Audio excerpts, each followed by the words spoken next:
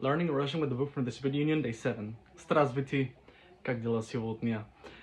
В городе мой самый лучший русский друг живет, поэтому иногда мы встречаемся, мы разговариваем по-русски, по-испански, потому что он сейчас учит по-испански. Он говорит сейчас по-испански очень-очень хорошо. Поэтому я буду читать что-нибудь от друзей.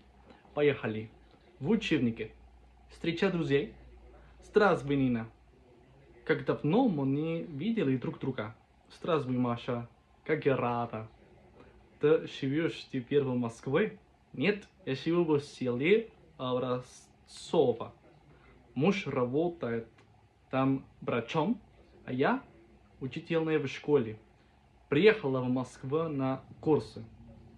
А как твои дети? Ходят в школу там же в селе, в Образцове. Очень хорошая школа. Новая? Да.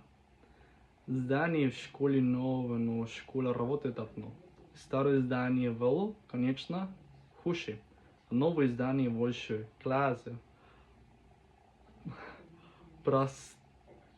Просторные, светлые. Из окон прекрасный вид на реку, лес и поле.